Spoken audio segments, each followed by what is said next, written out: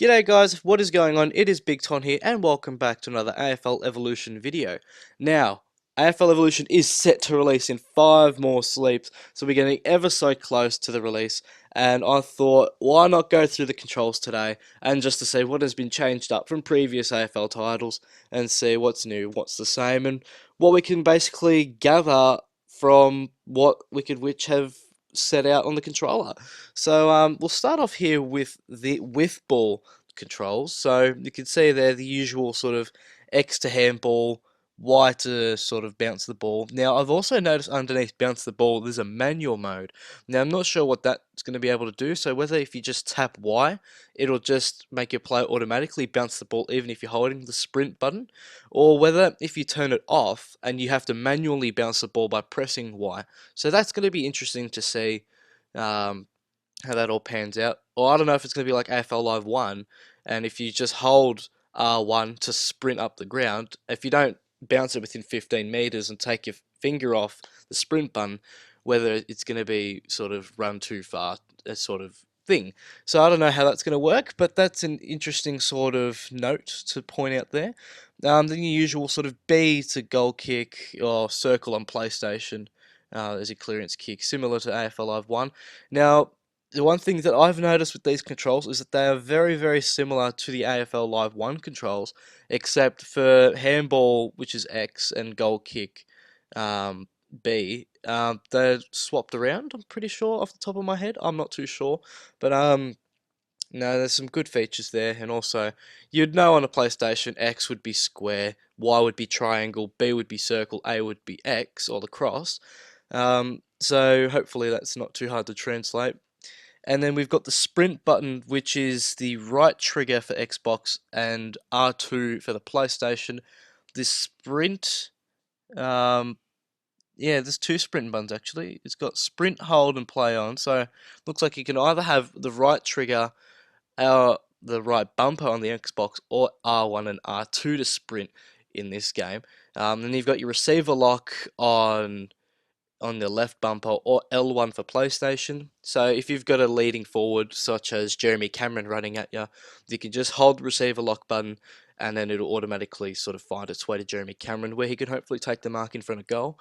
And then your skill modifier, which I think has been in previous AFL titles. So obviously you'll be able to fake handball, do all the good stuff, spin out of traffic, and then obviously you've got your movement button, which is going to be the left analog stick on both controllers, and the evasion sort of stick. So that was an AFL Live 2 feature, I'm pretty sure. So if you tapped it to either side, the player was going to shrug off a tackle or two, and he was going to go run on and out of trouble. And then obviously you've got your kicking controls, handballing controls, all in more depth, so like your drop, punt, stab, torpedo, and there's a new one here in the kicking section, the snap kick. So L plus A. So that's going to be a very new feature. Now I don't know if it's going to work like if you're inside 50 meters or within the 50, and you're going to have a shot on goal, and you hold LL and then you tap A, whether it's automatically just going to snap towards goal and sort of aim towards the goal, or if it's just going to be a snap kick out of congestion to sort of kick it into space. So we'll move on to the next controls without ball, and obviously not too much has changed here. So you've got your switch player on L1 and skill modifier obviously on the left trigger, which is all going to be the same on PlayStation. You've got obviously your movement. Now the right analog stick will be used to bump and spoil directions, so obviously that's going to be good. So if you don't want to punch it towards, wherever, you can just punch it wherever you want. Then you've got call for ball, or tap for the loose ball, which will be X on Xbox and square on PlayStation. So I think it's going to be, if the ball's in dispute, you can just tap X and hopefully the ball will be given to you, obviously, if your team is in possession. Then you've got your tackle button, which is Y, and then your mark. So if they're leading up towards the ball, obviously you tap Y or triangle, and you'll get the mark. And then B, if the ball's in dispute on the ground, you can just soccer it towards goal. A is a soccer in general, in any direction. And then, yeah, not too much to read up on there. So, yeah, we'll move on to the marking controls. So obviously you've got your movement button, your skill modifier. I don't think we need to really read into those or bump spoil direction.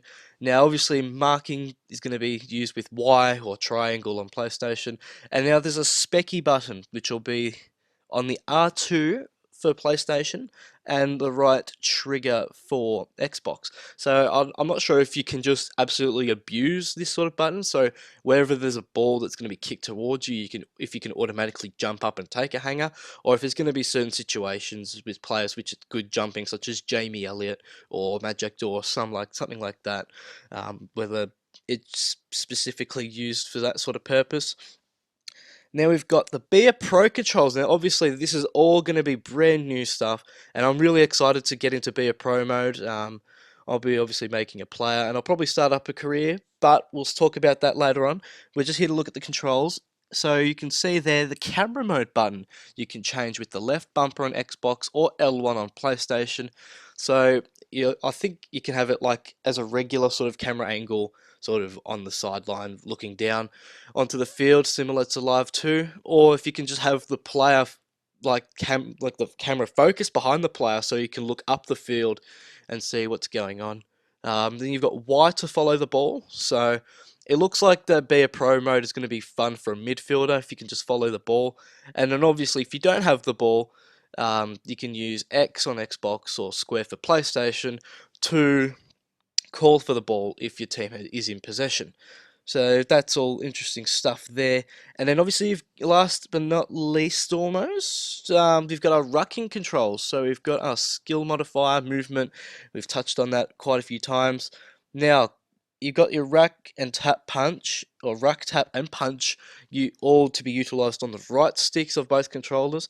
So it looks like you can tap it in any direction, which I really like. So that's going to be pretty good to look at. Obviously, ruck punch, you're going to hold the left trigger or L2 on PlayStation to sort of just belt it wherever you want. So that's going to be interesting stuff. And now, last but not least, we've got the set shot control. Now, this all pretty much look some of these features are new, but some of them are pretty much the same from AFL Live 2 days. You've got your aim button, so you can move your player to face more towards the right side or the left side of goal. Then you activate set shot. Now that's going to be an interesting one. Do we have to press R3 on PlayStation or the right button on Xbox? Do we have to press it in, or if we just flick it, does it go to the set shot mode? Or I don't know how that. Oh wait, no. Sorry, I got confused. The set shot mode button I've just noticed, which is B on the Xbox, circle on PlayStation. So you press B to head into the set shot mode, and then obviously using your right stick to charge up your kick and power it and kick it towards goal. And obviously, if you don't want to take your set shot, you can just use the right trigger on Xbox or R2 on PlayStation to play on. Now, it was also in the underneath the banana set shot sort of subcategory. You can see kick banana. So, if you flick your right analog stick to either the left or the right, you're either going to be kicking a banana or a snap. So that's all brand new stuff. So anyway, guys, thank you so much for watching this controls tutorial video. Now, stay tuned. 5 more days, the game will be released, and on May 4th, the voting will be closed for the AFL Live career mode that we'll be playing as.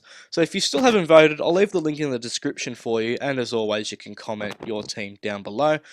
Anyway, guys, that wraps up the video. Don't forget to like, comment, and subscribe if you enjoyed the video, and we'll see you in about a few days when we do our first video. See you, guys.